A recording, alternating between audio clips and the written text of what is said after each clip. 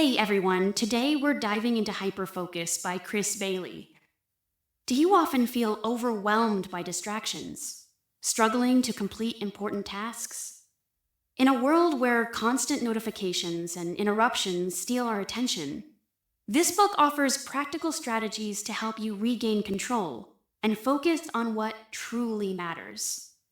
Stick with us till the end to learn how you can boost your productivity and master the art of focus.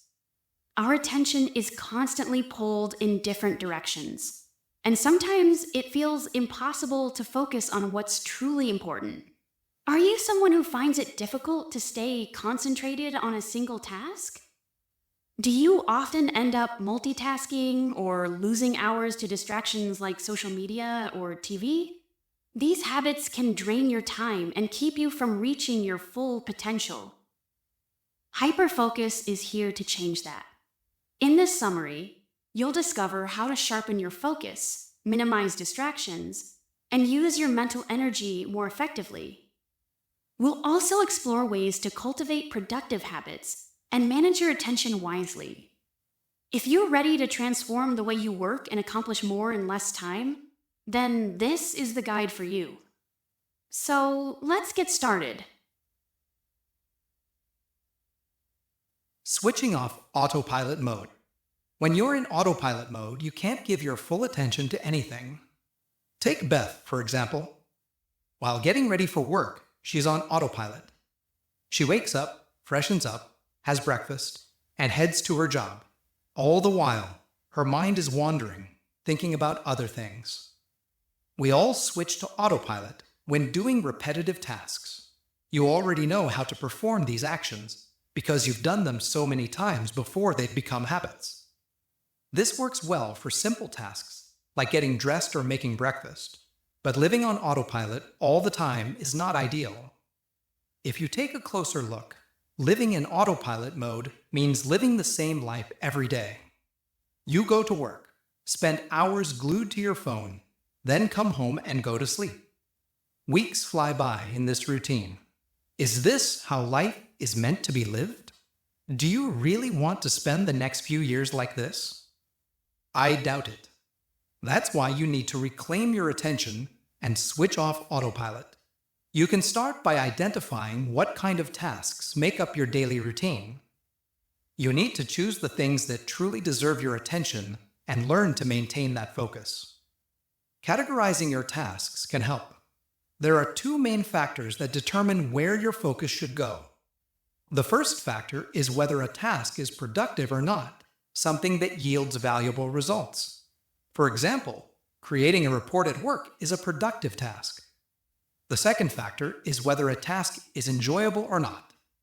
It's just as fun as, say, spending an hour watching videos of kittens and puppies. To sum it up, there are 4 ways to describe a task.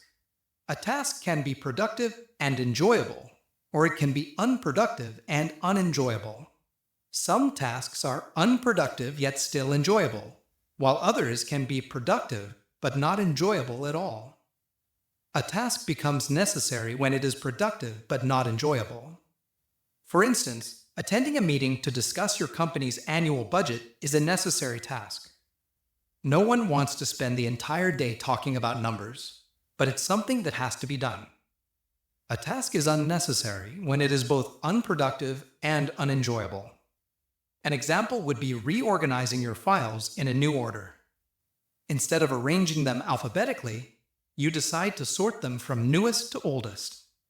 At first, this might seem like a productive task, but it's really just procrastination. Rearranging your files isn't an urgent task. You're fooling yourself into thinking you're busy, but in reality, you're not. Another way to recognize unnecessary tasks is by considering what you'll achieve by doing them. A task is distracting when it's unproductive, but still enjoyable. This is the category where you end up spending most of your day. A distracting task might be gossiping about others or endlessly scrolling through social media apps. Now, let's talk about the tasks you should be focusing on. These are called purposeful tasks that are both productive and enjoyable. Purposeful tasks not only make you happy, but also give you a deep sense of satisfaction. Purposeful tasks vary from person to person. For instance, Gail is an actress. For her, rehearsing her lines and performing well in front of the camera is a purposeful task. Ben, on the other hand, is a manager at a bank. His idea of a purposeful task is finding the right investments and potential clients. What's your definition of a purposeful task? Identify it and write it down. Gradually, categorize your entire day into the 4 categories mentioned earlier. Doing this will help you understand where your energy and time are going. In the end, you'll spend more time on purposeful tasks, bringing more fulfillment into your life. The power of hyperfocus. Do you remember a time when you had a tight deadline for a project or research paper? You had plenty of time before the submission date, but what did you do? You probably worked without much distraction, and even if you did get distracted, you quickly redirected your attention back to the task. During that time, you likely didn't focus on anything else except the project. You were so immersed that you lost track of time. You might have started working at 6 p.m., and before you knew it, it was 10 p.m. What you experienced was a highly productive mode known as hyperfocus. Simply put, hyperfocus is when you channel all your attention into a single task without getting distracted. Even if distractions do arise, you can quickly regain focus. Most importantly, when you're in hyperfocus mode, you feel genuinely satisfied with what you're doing. For Polly, painting is purposeful work. She paints to earn a living, but she's also passionate about it. Whenever Polly paints, she is completely in hyperfocus mode. She might start painting in the afternoon and stay engrossed in it until late at night, completely losing track of time. Her attention is fully on the painting, and every brushstroke on the canvas brings her a deep sense of peace. In those moments, she feels neither stress nor fatigue. There are 4 stages to entering hyperfocus mode. 1. Choose a meaningful task. Start by selecting a task that's significant enough to capture your attention. Along with entering hyperfocus, it's important to set a clear intention. Think of it as mentally preparing your brain for serious work, like gearing up for an all-night study session. 2. Eliminate internal and external distraction. As mentioned earlier, hyperfocus makes you highly attentive to the task at hand. While distractions may arise, you can easily refocus. However, that doesn't mean dealing with distractions is always easy. The best way is to manage distractions in advance. Turn off phone notifications for a few hours and let your family and friends know you're busy. This will reduce your temptation to get distracted. 3. Focus for fixed periods. Your brain can't stay in hyperfocus mode all day. That level of concentration will eventually exhaust your mind, so decide how many hours of focus are realistic for you. 4. Learn to refocus. Maintaining hyperfocus requires practice. Did you know that your mind wanders 47% of the time during the day? That means if you're awake for 18 hours, you're only truly focused for about 8 hours. So don't worry if your mind occasionally drifts. Imagine you're in hyperfocus mode and you get an email. After reading it, you might check other apps, and before you know it, you're scrolling through cute animal videos. The key is to be aware when your attention shifts.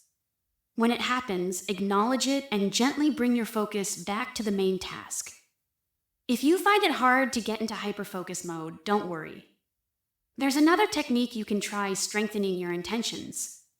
If you want to build a strong intention, you need to make it specific. This increases your chances of successfully following through with it. For example, Terrence had the intention of buying a new apartment. It's a good intention, but not a strong one. To find a new place to live, Terrence needed to be more specific. He had to think about when and where he would look at apartments. A strong intention would be for Terrence to search for apartments online and email at least 3 landlords each week. On the other hand, Jen has the intention of going to the gym. If Jen wants to succeed, she needs to reframe her intention. A strong intention would be, Jen will go to the gym near her office every day at 5 p.m. Let's say you have a bad habit of continuing to work after coming home. Set a strong intention to break this habit.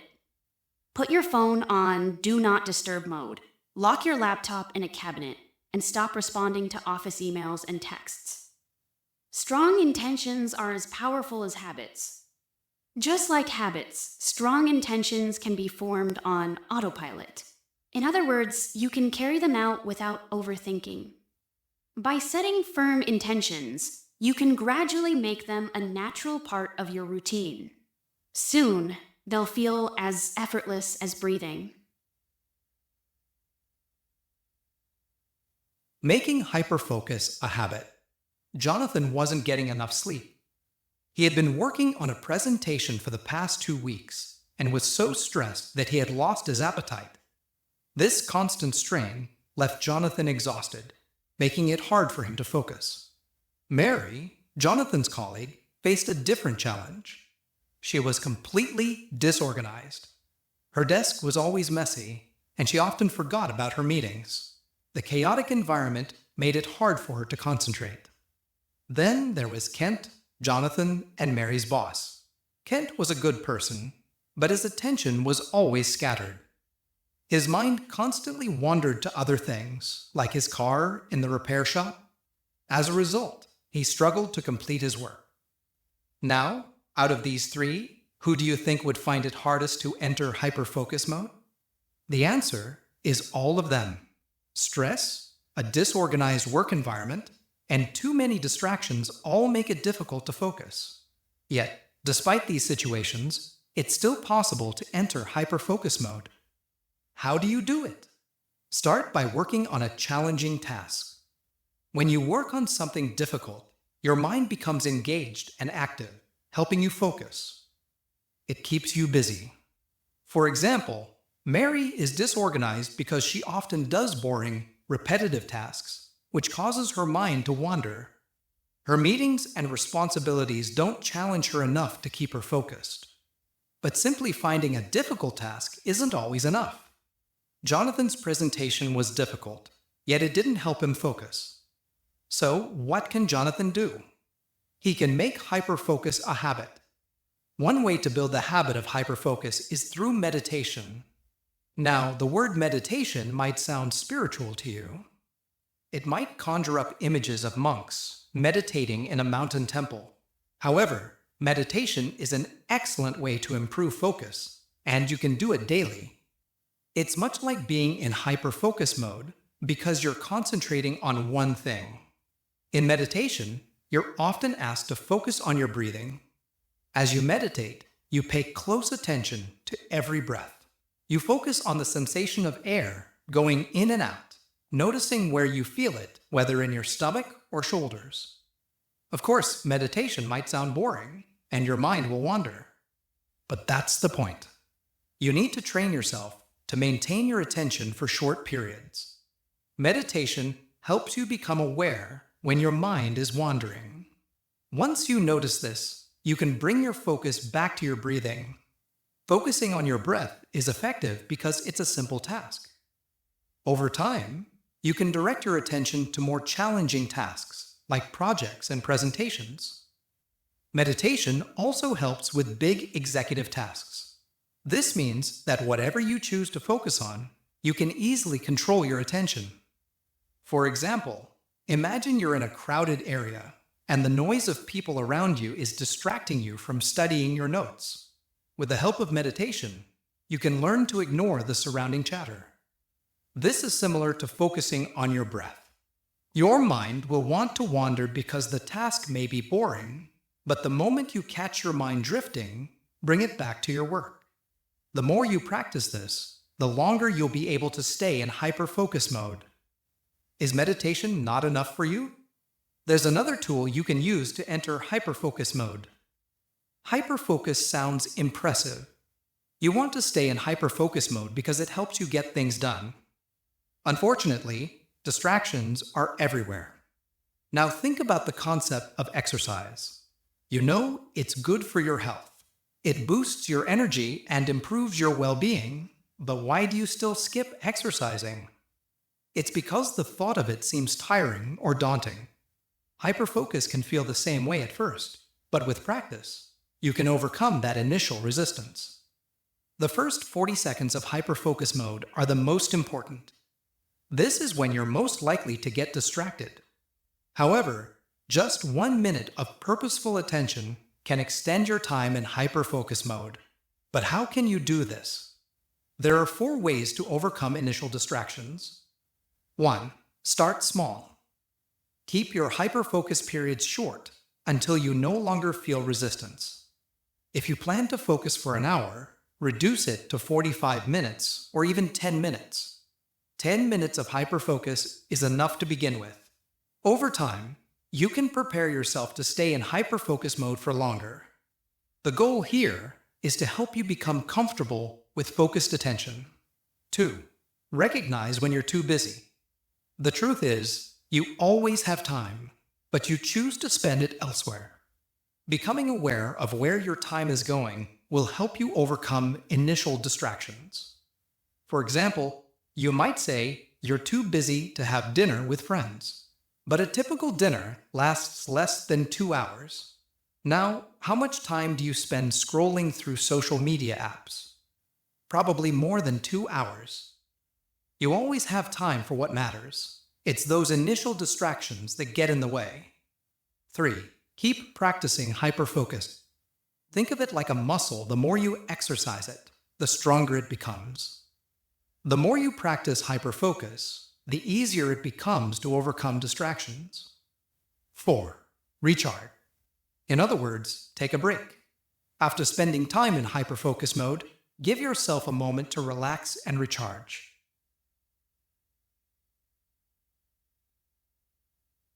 Recharging your attention. Now that you've learned how to sustain your attention for longer periods, congratulations. Hyperfocus mode can transform your life. However, be cautious, it requires a lot of mental energy. If your mind becomes exhausted, you'll lose your ability to focus. That's why it's essential to recharge your mental energy regularly. You might be worried that taking breaks will make you lose momentum. What if you struggle to get back into hyperfocus mode after a break? The truth is, it takes a long time to lose progress.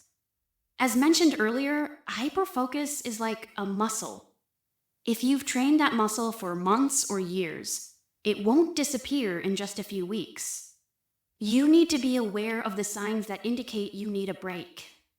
One clear sign is getting easily distracted. You'll find it harder to fully concentrate on a single task. Another sign is when your motivation weakens. These signs might not be as obvious, but you'll notice a lack of desire to work on certain tasks. When you start taking longer than necessary to complete simple tasks, it's a sign your mental energy is running low. For example, spending excessive time writing a report or organizing your desk for the 5th time in one day are indicators of low energy. There are certain things that help recharge your mind. One is sleep. Research shows that getting enough sleep improves your focus by 58%. It helps you feel refreshed and significantly boosts your productivity. Taking regular breaks throughout the day has a similar effect. Resting may sound simple. You probably think all you need to do is step out of hyperfocus mode, right? But it's more than that. Your break should be refreshing enough to restore your mental energy. An effective break should be low effort, enjoyable, and something you want to do. It should also be something that's not work-related. In short, your break should be effortless, but it should also bring you joy. Try to avoid using your phone during breaks.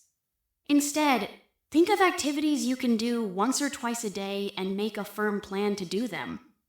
The author of this book, Chris Bailey, takes various kinds of breaks to recharge. He prefers walking to a coffee shop to get his favorite brew instead of having it delivered to his home. He leaves his phone behind during these walks. Sometimes Chris recharges by going to the gym or meeting a friend. So, when should you take a break and for how long? That depends on you. Ultimately, you know best what kind of breaks give you the most energy. Take Sophia and Grace, for example. Sophia is an introvert who has to socialize with her coworkers. As a result, she often needs breaks to recharge. On the other hand, Grace is outgoing and cheerful. She socializes more easily and requires fewer breaks compared to Sophia. The point is, you should consider the nature of the task you're working on. This will give you a clue as to how long your break should be. Another factor to think about is your motivation for doing the task. Is the task challenging, or is it something you simply don't want to do? If either of these is true, you'll need to recharge more often. Research shows that taking a break every 90 minutes is beneficial. A 15-minute break after every hour of work is also effective. This might sound like a lot, but you can apply this routine to your typical workday. For instance, you could take a 1-hour lunch break and a 15-minute coffee break in the afternoon. Why 90 minutes, you ask? It's because mental energy comes in 90-minute waves. After working for 90 minutes, we often feel fatigued and distracted. It's a good idea to take advantage of your natural energy cycles. If you ever feel like you're struggling to focus, take a break. Even if you have a long list of tasks to complete, remember that taking breaks is crucial. Forcing yourself to focus when your mental energy is low is counterproductive. Conclusion. First, you learned that it's essential to switch off autopilot mode. Doing the same things day in and day out limits your productivity. To truly accomplish your tasks, you need to regain your focus. People should focus on tasks that bring them satisfaction. This happens when you recognize whether your tasks are productive and enjoyable. This is where your energy should be invested. Second, you explored the concept of hyperfocus. Hyperfocus is the state where you direct all your attention to one task, and in doing so, it brings you happiness. There are 4 stages of entering hyperfocus mode. The first stage is setting the intention to focus on a specific task. The second stage involves eliminating both internal and external distractions. The third stage is understanding how long you should stay in hyperfocus mode. The fourth stage is learning how to refocus, even when distractions arise. Third, you learned how to make hyperfocus a habit. You can achieve this by meditating daily. Meditation is similar to hyperfocus because both require you to focus on one thing. Meditation helps you extend your attention span, allowing you to stay focused for longer periods. Fourth, you discovered how to recharge your attention. Hyperfocus can drain your mental energy, so it's crucial to take breaks and rest. You can recharge by getting enough sleep and taking frequent breaks. A restful break is one where you engage in something enjoyable with minimal effort. You can take a walk, chat with a friend, or follow a hobby to refresh yourself. Breaks should last at least 90 minutes, or you can take a 15-minute break after every hour of work. There's no limit to what you can achieve. The negative things you tell yourself act as chains that hold you back from success. This summary has shown you how to break free from those chains. Hyperfocus is a gift you give yourself. Use it to enhance your life to the fullest. Thank you for watching this summary of Hyperfocus by Chris Bailey. If you're ready to improve your focus and productivity, start applying these powerful techniques today. For more valuable book summaries, don't forget to subscribe to the channel and hit the notification bell to stay updated. If you found this video helpful, please give it a like and share it with others who might benefit. I'll see you in the next one.